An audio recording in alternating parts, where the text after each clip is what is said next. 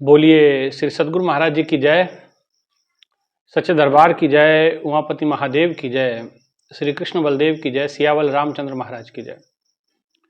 प्रिय भगवत प्रेमियों, आज फिर आप लोगों के लिए सत्संग विचारों को लेकर के उपस्थित हुए हैं।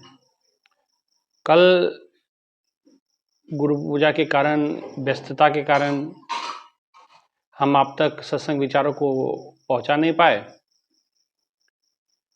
क्योंकि आने वाली 29 जुलाई को श्री गुरु पूर्णिमा महोत्सव का प्रोग्राम है, उसकी तैयारी करनी है और इसके लिए इधर उधर जाना पड़ता है। तो इस वजह से आपके लिए कल सत्संग विचारों को लेकर के नहीं पहुंच पाया।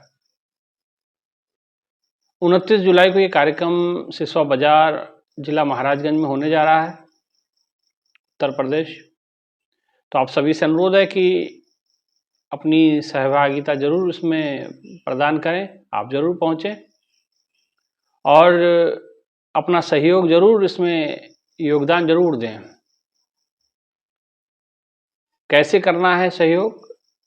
डिस्क्रिप्शन में मेरा नंबर है, आप उस पर अपना सहयोग भेज सकते हैं किसी भी माध्यम से। भाइयों बहनों, कहा जाता है कि जब सारे आश्रय बंद हो जाते हैं, सारे रास्ते जब बंद हो जाते हैं, तो केवल और केवल एक ही रास्ता बचता है, वो है ईश्वर का रास्ता, वो है गुरु का रास्ता। क्योंकि संसार कभी किसी का हुआ नहीं है, ये कुछ समय के लिए आपको मिला है और इस संसार में रहते हुए इतनी उलझनों को आप प्राप्त करते हैं, इतनी दिक्कतों को प्राप्त करते हैं कि आपका मन बेचैन, परेशान हो जाते हैं और कभी कभी ऐसी परिस्थितियां घेर लेती तो इंसान अपने आप को कई बार सुसाइड करने का तक सोच लेता है। इससे बेहतर है कि मर जाएं। ऐसे तक विचार लोगों के मन में देखे जाते हैं, पढ़े जाते हैं, सुने जाते हैं और अक्सर ऐसी घटनाएं आप आसपास में सुनते होंगे। इसलिए भाइयों बहनों, हताश होने की आवश्यकता नहीं है, निराश होने की कोई जरूरत नहीं है, हताशा जीवन में पालने की कोई जरूरत नहीं है। ये हताशा, निराशा, ये शब्द ही अपने शब्दकोश से निकाल दो, अपने मन से निकाल दो। क्योंकि जिसने सतगुरु का सहारा ले लिया, जिसने ईश्वर का सहारा ले लिया, उसको किसी और सहारे की आवश्यकता नहीं। इसलिए महापुरुषों ने कहा, आश्रय जहां का मिले ना मिले, मुझे तेरा सहारा सदा चाहिए। इस संसार का आश्रय लेकर के आप करोगे क्या? ये संसार कभी किसी का हुआ नहीं, ना होगा। इस संसार का आसरा लेकर के, क्योंकि ये आपको पार तो कर नहीं सकता, ये कुछ समय के लिए आपको मिला है, उसके बाद आपको एक लंबी यात्रा करनी है। किसी को 60 साल, किसी को 70 साल के लिए मिला, उसमें भी अपने सगे सगे नहीं होते भाइयों बहनों। इसलिए आसरा इस संसार का लेकर के कोई फायदा नहीं है, कोई राहत मिलने वाली नहीं। उल्टा दुख आपको अनगिनत मिलेंगे, अनगिनत सूल आपको चुभेंगे, अनगिनत कांटे आपके राह में बिखेर दिए जाएंगे। ये संसार कुछ ऐसा ही है। लेकिन अगर आप ईश्वर से जुड़ जाते हैं, ईश्वर को जान जाते हैं, ईश्वर से संवाद स्थापित कर सकते हैं गुरु के माध्यम से, तो भाइयों बहनों, ये संसार भी आपका सफल हो सकता है, सार्थक हो सकता है। लेकिन ये बात आम जनमानस इसको समझ नहीं पाता है। आम जनता, आम लोग इसको स्वीकार्य नहीं कर पाते हैं। वो अपने पुरुषार्थ पे, अपनी मेहनत पे, अपनी ताकत पे, अपने धन बल पे, अपने जन बल पे, अपने मन बल पे उनको विश्वास होता है कि हम कर लेंगे। ठीक है, इसका अपना प्रभाव संसार में हो सकता है। धन बल, जन बल, मन बल हो सकता है कि आप कुछ समय आपका साथ दें, लेकिन धन बल भी कभी किसी का साथ नहीं देता। कई समय ऐसे आ जाते हैं, सिकंदर का आपने उदाहरण सुना, कहा जाता है कि 9 ऊँटों के ऊपर, कई ऊँटों के ऊपर तिजोरियों की चाबियां चलती थी। जिस देश में जाता, जीतता, सारा सोना चांदी एक तिजोरियों में भरता, उसकी चाबियां साथ ले जाता। ऐसा सिकंदर मरते समय कहा कि भाई मेरी सांसों को बढ़ाया जाए। डॉक्टर ने कहा मुश्किल है काम। बोले पैसा सारा ले लो, धन ले लो। बोले नहीं, आपके धन में वो सामर्थ्य नहीं कि आप अपनी सांसों को बढ़ा सको। और अक्सर हम आसपास अपने जीवन में लोगों को मिलते हैं, डॉक्टर, हॉस्पिटलों में जाके देखिए, पैसा लेके लोग घर में बैठे रहते हैं, पैसा लेकर के जेबों में बैठे रहते हैं, लेकिन डॉक्टर कहता है कि भाई मेरे से उम्मीद मत करना कि मैं बचा पाऊंगा। ऐसी परिस्थितियां आ जाती हैं। वहां आपका धन बल भी काम आने वाला नहीं। धन आपसे सुविधा आप खरीद सकते हैं, सुविधाएं ले सकते हैं, अच्छे अच्छे कपड़े पहन सकते हैं, वस्त्र धारण कर सकते हैं, जूते ले सकते हैं, मेकअप किट ले सकते हैं, तमाम वस्तुओं का आप भंडारण कर सकते हैं, लेकिन जीवन अनमोल है। एक जगह जाके वो धन भी आपका किसी काम का नहीं आता। इसलिए भाइयों बहनों, मन बल जन बल, जन बल भी कभी किसी का साथ नहीं। जन तो आज जिधर दम उधर हम, जिधर की सरकार होती लोग उसी तरफ से बोलना शुरू कर देते हैं, है ना।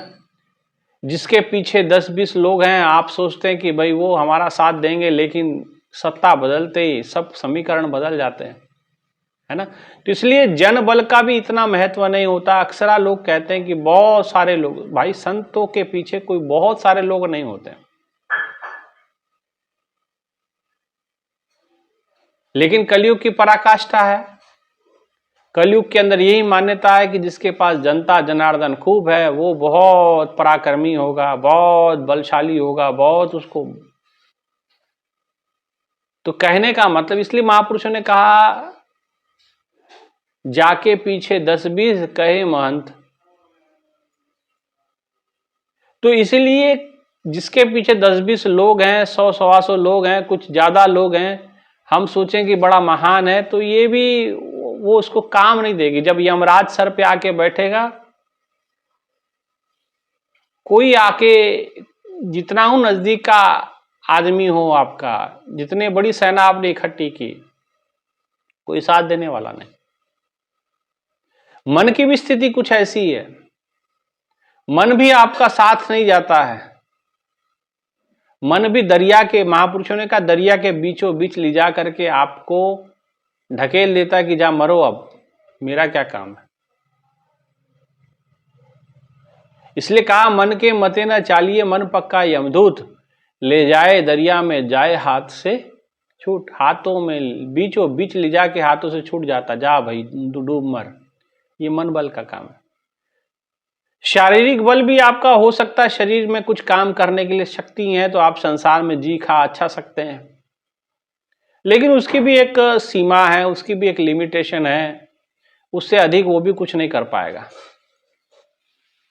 शरीर का बल भी बहुत ज्यादा, अब खली का नाम ले लो, गुरु महाराज जी की आज्ञा पर चलता रहा, तब तक वो जीतता भी रहा, लेकिन जैसे उसने वचनों की उल्लंघना करना शुरू की, उल्टे पुल्टे खान पान शुरू किए, अब टांग तुड़वा के घर में बैठा है, ना कोई उसकी फाइट आती, ना कुछ आती है। गुरु महाराज जी के आश्रम में रहा, खूब खाया पिया, शरीर बना, और जब लड़ने लगा, पैसा आ गया, मनमुख हो गया। अब मनमुख हो गया, पहले जब तक गुरु वचनों पे था जीता रहा, लेकिन क्योंकि गुरु की कृपा काम करती है ना, जब वचनों पे चलते हैं आप। अब जब उसके बाद हुआ, वो हारना शुरू हुआ। ऐसा हारा कि सब लोगों ने मिलकर टांग तोड़ दी। देखिए अब चलते समय देखिएगा कैसे वो उसका एक्स की तरह वो उसका टांगे हो चुकी हैं, ना। अब उसने लड़ना छोड़ दिया, भाई अपनी एकेडमी खोल करके चल रहा काम उसका जैसे मर्जी, चलो स्टार है। लेकिन मैं जो समझाना चाहता हूं कि शरीर का बल भी बहुत समय तक साथ नहीं देता, बहुत समय तक साथ नहीं देता। कुछ समय कुछ काम आप सिद्ध कर सकते हैं। इसलिए महापुरुषों ने कहा कि जहां संसार के सारे बल खत्म हो जाते हैं, सारी शक्तियां साथ छोड़ देती हैं। अब बहुत सारे साधु संतों से हम मिलते हैं और कहते हैं हम फलानी शक्ति हासिल कर रहे हैं। भाइयों बहनों, रावण से ज्यादा शक्तियां क्या हासिल करोगे, असुरों से ज्यादा क्या शक्तियां।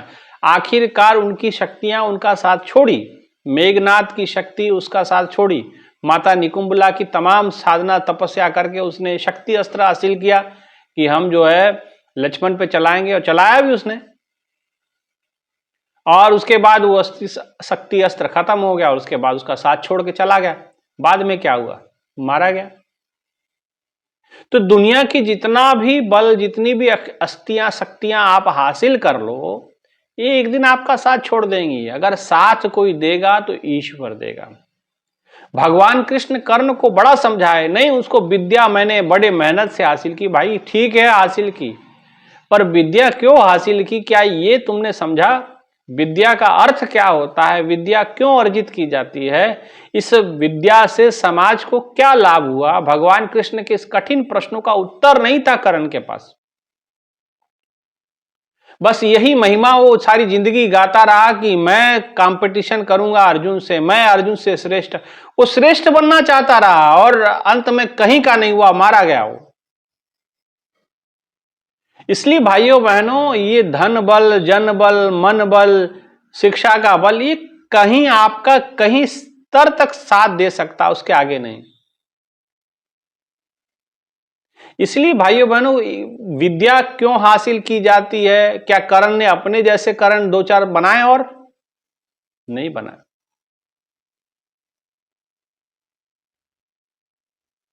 क्या ट्रेनिंग दी किसी को? क्या जिस समाज से वो आते थे उस समाज के उत्थान के लिए कुछ कार्य किया? ऐसे व्यक्ति का साथ दिया जो एक स्त्री के वस्त्र हरण के दोषी थे, और ये भी उनके हां में हां मिलाता गया, अधर्म का आचरण करता गया, जीवन बर्बाद कर लिया और अधर्म के पक्ष में बैठ गया। भगवान कृष्ण समझाते रहे कि तेरे अंदर संवेदनाएं हैं, तेरे अंदर भक्ति है, तेरे अंदर भाव है, तू रास्ता बदल दे, तू कुछ और चुन ले, दुर्योधन का पक्ष छोड़, क्योंकि इसके पक्ष में सिवाय मृत्यु के और कुछ नहीं होने वाला। इस अधर्म के पक्ष में जब तक तू रहा, मैं तो बहुत दान करता हूं, बोले ये भी तेरा साथ नहीं देगा। क्योंकि जब अधर्म का साथ आदमी कोई देता है तो सारी शक्तियां, चाहे किसी प्रकार का बल छल, सब फेल हो जाता है, सब खत्म हो जाता है। द्रौपदी का वस्त्र खींचा गया, द्रौपदी बड़ी सुंदरता का उसको अभिमान था अपने, और ऐसा मैंने कई कथावाचकों से सुना है कि जब वो चलती थी उसके शरीर में से समिधा की खुशबू आती थी, क्योंकि वो यज्ञ सैनी थी, यज्ञ में से निकली थी, और उसके अपने सुंदरता का बड़ा अभिमान था। कई बार वेद व्यास जी उनको कहते थे कि पुत्री अपने केशों का जरा ध्यान रखा करो। कहते कि जब वो चलती थी तो बाल उसके कमर से नीचे होते थे, बड़े सुंदर होते थे। उसको अपने सौंदर्य पे बड़ा अभिमान था, लेकिन ये सौंदर्य भी कब सुंदरता, कब कुरूपता में बदल जाए, कहा नहीं जा सकता। सुंदर ठीक है, बनिए, बनने का प्रयास कीजिए, लेकिन ये भी आपका साथ देने वाली नहीं। द्रौपदी के कहा जाता है कि कमरे में बैठी है, नहा के निकली है, और कमरे में शीशे के सामने, आईने के सामने बैठ करके अपने आप को निहार रही है कि मैं कितनी सुंदर हूं। लेकिन पीछे बैकग्राउंड में क्या हो गया, पीछे दूसरे तरफ क्या चल रहा है? सभागृह में ये एक सभा चल रही जिसमें द्यूत, जुआ खेला जा रहा, पांडवों के द्वारा, कौरवों के द्वारा, और शकुनी मामा वहां छल कपट परपंच के अपने पासे फेंकता है, और पांडवों उसमें उलझते जाते हैं। पांडवों की गलती तो है, जुआ खेली है, खेला गया उनके द्वारा, और उसका परिणाम उनको क्या भोगतना पड़ा? सब कुछ दांव पे लगा दिया, सब कुछ हार गए, अंत में द्रौपदी को भी दांव पे लगा दिया। उसे अभिमान है कि मेरे 5 पति है, योद्धा है, धनुर्धर है, भीम जैसा बलिष्ठ है, धृतराष्ट्र जैसा धर्म धुरंधर है, जिसको धर्म की खूब जानकारी है, नीतिवान है, और सुखदेव और उनके तरह कहते कि जो अश्विनी पुत्रों से अश्विनी पुत्र थे एक प्रकार के, उनके जैसा कोई वैद्य नहीं धरती पे, नकुल जैसा कोई सुंदर नहीं था, तो उसे अभिमान अपने 5 पतियों पे, लेकिन कोई साथ नहीं दिया। आदेश हुआ कि जाओ उसको लेकर के आओ। पहली बार दूत भेजे गए तो कोई नहीं बोले कि भाई मैं नहीं आ रही। दूसरी बार दुशासन को कहा दुर्योधन ने कि जाओ बालों से घसीट, नहीं आएगी तो बालों से घसीट के लेते आना। भाइयों बहनों, वही बाल जो कभी उनके सुंदरता के परिचायक थे, जो बाल उनकी सुंदरता को बढ़ाते थे, आज उसी बालों के द्वारा घसीट करके, बालों से पकड़ा हुआ खींच करके बड़ी सभा में लाया गया उसको। क्या खतरनाक, कितना भयंकर वो दृश्य होगा, आप अंदाजा लगाए। गुरुवाणी में कहते कि भी, और इतना ही नहीं हुआ, जिस सौंदर्य पे इतना अभिमान था, कहते हैं कि दुर्योधन ने आदेश दिया जब भरी सभा के अंदर वो आई कि भाई इसको जो है नग्न कर दो, इसको नग्न कर दो भरी सभा के अंदर। और द्रौपदी कभी इधर भाग रही, कभी उधर भाग रही, कभी पितामह भीष्म की ओर देख रही, कभी गुरु द्रोण की ओर देख रही है, कभी जो वहां अंधे धृतराष्ट्र थे राजा, देखिए राजा अंधा हो जाता तो ऐसा ही होता, फिर द्रौपदी की वस्त्रहरण जैसी घटना होगी। और बड़े बड़े वहां रथी महारथी, कर्ण भी वहीं बैठा हुआ था, इतना विद्या का ज्ञान इसको है, वहां एक शब्द नहीं बोल पाया, और बोला भी तो उसको वेश्या बोल दिया इसने। उसको समझाना चाहिए था कि भाई ये कर क्या रहे हो तुम लोग। पितामह भीष्म इतने उम्र दराज और इतने भगवान परशुराम के परम शिष्य, नीति के ज्ञाता, धर्म के मर्मज्ञ, भगवान के चरणों में श्रद्धा रखने वाले, मां गंगा के पवित्र पावनी गंगा के पुत्र, लेकिन वो भी असहाय हो गए।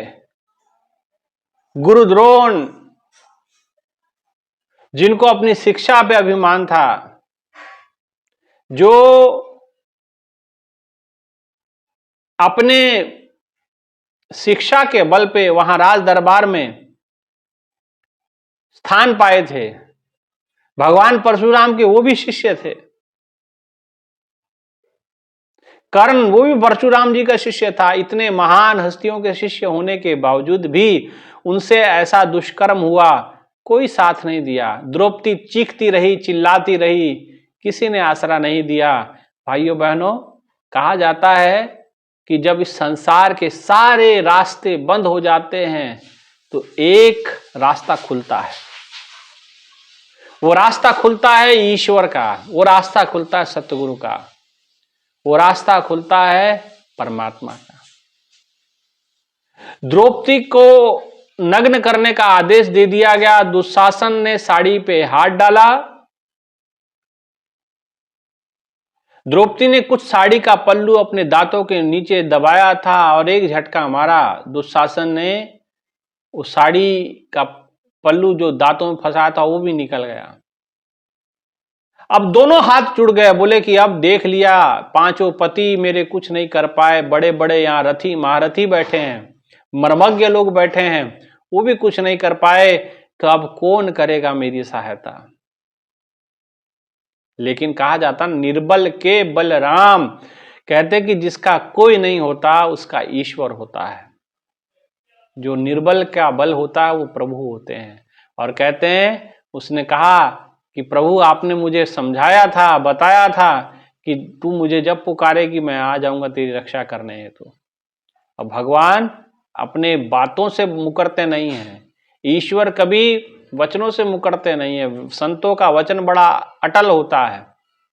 और कहते हैं कि जैसे उन्हें भीतर पुकारी, कृष्ण कृष्ण पुकारने लगी भीतर से, और कहते हैं कि उसी समय भगवान ने एक अद्भुत कौतुक किया और एक वस्त्र रूप में अवतार वो ले लिए। साड़ी खींची जा रही है लेकिन साड़ी उतरने का काम नहीं, साड़ी बढ़ते जा रहा है, चीर बढ़ते जा रहा है। तो ये क्या है कि जहां सारे आश्रय बंद हो जाते हैं भाइयों बहनों, वहां ईश्वर सहारा देते हैं, वहां ईश्वर राह दिखाते हैं, वहां ईश्वर हमें संभालते हैं। इसीलिए महापुरुषों ने कहा, ये कहते कि मथे बाल द्रौपदी आंधी, दूतानु फरमाया नंगी करो पंचाली बांधी, पंजे पांडव बेख दे औखत रुदी नार दिनादी। पांचों पांडव देख रहे कि बड़ी विपदा है, लेकिन द्रौपदी ने पुकारा, अखी मीट त्यानतर हाहा कृष्ण करे बिरलांदी। आंखें बंद कर ली, अंतःकरण में तुरंत सुमरन से जुड़ी और मन से पुकार करने लगी कि कृष्ण बचाओ। कृष्ण उनके सतगुरु भी थे, उनके गुरु भी थे। और जैसे उन्होंने पुकारा, भगवान तुरंत वस्त्र रूप में वहां आसरा दे दिए। और इस चीज का द्रौपदी के मन पे इतना गहरा प्रभाव पड़ा आजीवन। वो भगवान की महिमा को जहां जाती गाती, और कहते कि भगवान ने उसकी लाज बचाई, और लाज बचाने के बाद साड़ी खींची जा रही है, लेकिन साड़ी खत्म नहीं हो रही, लोग थक गए खींचने वाले। और द्रौपदी ने जिस समय देखा कि साड़ी खींचना बंद हो गया, अपना जितना कपड़ा समेट सकती थी समेटा और भागी अपने कमरे की ओर, कक्ष की ओर। और जैसे कमरे का दरवाजा खुला, वहां भगवान वासुदेव कृष्ण जी पहले विराजमान थे। बोले द्रौपदी आओ। तुरंत भगवान के चरणों में गिरी, कहने लगी प्रभु आज आपने मेरी लाज रख ली। भगवान ने कहा लाज? अरे तूने पुकारा कहाँ? जब तू मुझे पहले पुकार लेती तो दुशासन की क्या हिम्मत थी कि तेरे बालों तक हाथ पहुंच जाता उसका। तेरे पुकारने में देरी थी, तुझे बुलाने में देरी थी। तूने जब बुलाया मैं आ गया, तू पहले बुला लेती तो पहले आ जाता। तो भाइयों बहनों, हमारी कमी है, हम बुलाने में कमी करते हैं, भगवान आने में कमी नहीं करते। और इस बात का इतना जबरदस्त प्रभाव द्रौपदी के ऊपर पड़ा। कहते हैं कि जिस समय अश्वत्थामा ने उत्तरा के गर्भ के ऊपर में ब्रह्मास्त्र चलाया, और उत्तरा का जो गर्भ है वो गर्भपात होने जा रहा है, तो कहते हैं कि उसी समय भगवान, और क्योंकि उत्तरा तड़प रही है, पांचों पांडव देख रहे हैं कि वह हमारा अंश बचने वाला नहीं, कुछ नहीं हो सकता, खत्म हो गया। द्रौपदी ने कहा कि कैसे कुछ नहीं हो सकता उत्तरा, मेरी भी जिस समय ऐसी स्थिति बनी थी तो मेरी लाज बचाने वाले कन्हैया थे, और देख इन सब से कुछ होने वाला नहीं है, पुकारना ही है तो कन्हैया को पुकारो, उनको याद करो जो सबको सहारा देता है। और कहते हैं कि उत्तरा ने तुरंत भगवान को याद किया, स्मरण किया। भगवान ने वहां तुरंत उत्तरा के गर्भ में बैठे राजा परीक्षित की रक्षा भी की, और उसका सही सही जन्म भी हुआ, और अश्वत्थामा को दंडित भी किया गया। तो भाइयों बहनों, कोई सहारा दे ना दे, आश्रय से जहां का मिले ना मिले, मुझे तेरा सहारा सदा चाहिए। इसलिए हमें किसी के आश्रय की आवश्यकता नहीं है, परमात्मा हमारे लिए काफी है। कुछ हो ना हो, धन बल हो ना हो, मन बल हो ना हो, जन बल हो ना हो, लेकिन ईश्वर अगर साथ हो जाए तो सारे कार्य सिद्ध होते हैं। इसलिए कहा ईश्वर अपने साथ है तो डरने की क्या बात है, सदा सफलता साथ हमारे हाथों में उसके हाथ है। इसलिए भाइयों बहनों, जब सहारे टूट जाते हैं, जब कोई साथ ना दे, तब भगवान साथ देता है, ठीक है ना। इसलिए हमेशा ईश्वर पे भरोसा रखो, गुरु के चरणों में अपार श्रद्धा प्रेम रखो, ठीक है। इसी मनोभाव के साथ, इसी विचारों के साथ, ऐसे ही मनोभाव आपके बने, ऐसी भावना कामना रखते हुए अपने विचारों को मैं यही विराम देता हूं। और आप सभी से आग्रह है कि आप 29 जुलाई को गुरु पूर्णिमा में जरूर पहुंचें।